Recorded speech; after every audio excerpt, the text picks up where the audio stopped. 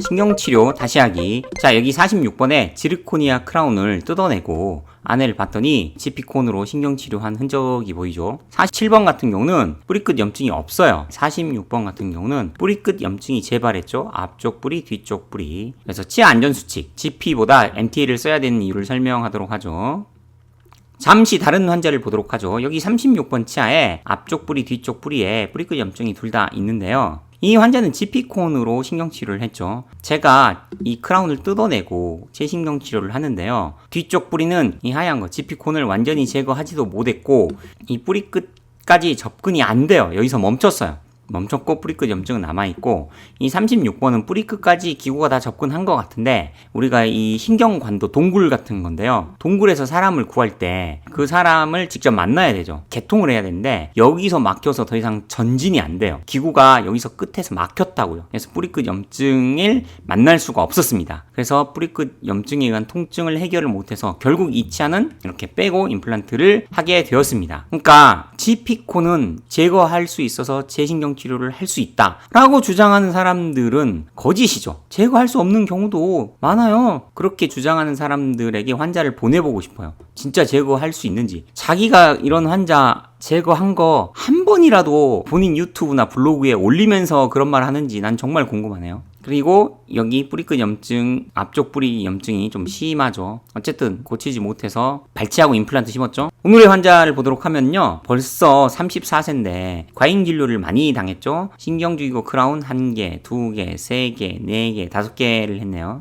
이렇게 이제 전체가 통째로 방사선 불투과성으로 된 것들은 금리 아니면 금속치아 아니면 지르코니아고요. 이렇게 안에 내부 코어 프레임 구조가 있고 바깥쪽이 반투명한 거, 자연치아도 반투명하잖아요. 이렇게 된 거는 PFM입니다. 오늘의 환자 여기 46번 치아 지르코니아 크라운을 있고 뒤에는 47번 치아 금리가 있죠. 이게 방사선 사진에서는 똑같이 보여요. 이 46번 지르코니아 크라운을 뜯고 보니까 안에 파란색 레진 코어가 있고 여기 동글동글한 게 파이버 포스트가 있었죠. 어쨌든 이걸 제거를 하고요. MB, ML, DB, DL 이 작은 치아에 신경관이 4개나 있죠. 신경치료는 치아 심장 수술이죠. 그러면 재신경치료는 소아심장 수술이죠. 신경치료가 어려운 수준이라면 재신경치료는 매우 어려운 수준입니다. 여기 보면은 치아 신경구조에 여기 정도까지 하면 신경치료 한 절반 정도 한 듯한 느낌이랄까? 치수절단술이라고 하고요. 이 뿌리에 뿌리 끝까지 하면은 완전히 신경치료를 한 거죠.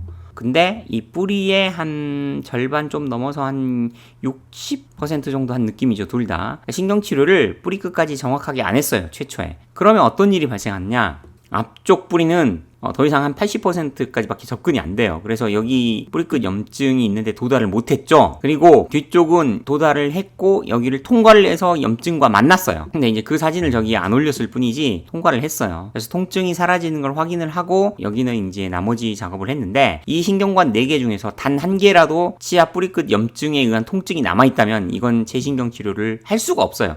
그러니까 최초에 뿌리끝까지 정확하게 했고 GP가 아닌 MTA를 썼으면 이런 고생을 할 필요가 없죠. 어쨌든 여기는 성공했고 다행히 환자의 통증의 원인이 이 앞쪽 뿌리가 아니라 뒤쪽 뿌리였다는 거죠. 근데 이게 참 재밌지 않아요? 지피콘의 제거가 가능한 뒤쪽은 통증이 생겨서 결국 문제가 생긴 거고 제거가 불가능할 정도로 어쨌든 조금 빡빡하게 된 곳은 제거가 불가능했던 쪽은 뿌리끝 염증에 의한 통증이 안 생겼어요. 그러니까 제거가 가능하단 말이 좋은 말이 아니에요. 잠수함을 수리를 해서 막을 때, 이 뿌리끝을 막을 때 제거가 가능한 재료를 쓴다? 그렇게 하나요? 제거가 불가능한 재료를 써서 완벽하게 막아서 다음에 손볼 일이 없게 하는 게 좋은 치료죠. 제거가 가능한 재료를 쓰는 게 뭐 그게 좋은 치료 방식이에요. 자, 그래서 마무리했죠. A 교합점, B 교합점, C 교합점. 바이트상에서 보면은 이게 뒤집어서 봐야 되니까 이게 바깥쪽 A 교합점, 이게 B 교합점, 이게 C 교합점. 교합 상태가 완벽하죠. 이건 이제 PFM이에요. 뒤에는 금리고. 한 거를 보면은 여기 46번 치아 안에 코어가 있고 바깥층에 반투명한 포셀린층이 있죠. 뒤에는 금리. 그러니까 지르코니아랑 이거랑 봤을 때 모양이 조금 다르죠. 엑스레이로 봤을 때. 여기 26번 치아도 지금 이게 3월에 찍은 거잖아요. 이 환자분이 12월쯤에 끝나고 3월에 또 왔어요. 여기가 아프다고. 그래서 요것도 26번도 이거는 지피콘으로 뿌리 끝까지 정확하게 신경치료를 했어도 지피콘의 한계 때문에 재신경치료 상황이 발생한 거예요. 그래서 다 뜯어내고 다시 했어요. 그러니까 가장 간단한 방법은 뭐예요? 뿌리 끝까지 교과서적으로 정확하게 신경치료를 하고 MTA를 하라고요. 그러면 뒷일이 안 생깁니다. MTA는 일단 수경화성 시멘트예요. 물이라는 게 있어도 구강 내에 수분이 있어도 완전 경화를 합니다. 완벽하게 막아요. 물 분자 하나도 통과를 못해요. 이거는 지피콘은 고무라서 그런 게 없죠. 고무죠 이거. MTA는 pH 12.5예요. 초강 알칼리죠. 그래서 살균 효과가 완벽합니다. 세균이 다 죽어버려요. 뿌리끝 염증 재발이 아예 없죠. 뿌리 끝까지 정확하게 신경관 확대하고 MTA로 놓으면 이거는 평생 쓰는 거예요. 그렇죠? 이제 나머지는 이제 교합이 문제겠죠.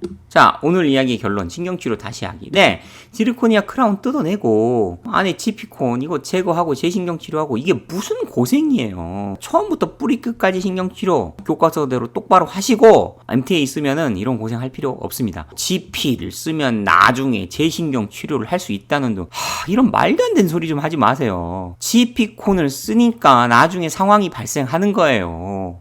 잠수함을 수리할 때 제거가 불가능한 완벽하게 밀폐되는 재료를 써서 수리를 해야지 나중에 문제가 안 생기죠. 왜 제거가 가능한 허접한 재료를 써서 다음에 재치료할 걸 생각을 해요? 아니 여러분 심장수술할 때 다음에 심장수술 또 할 걸 생각해가지고 제거가 가능한 약한 인공혈관을 써요? 아니면 제거가 불가능한 밀폐력이 완벽한 인공혈관을 써야 되겠어요?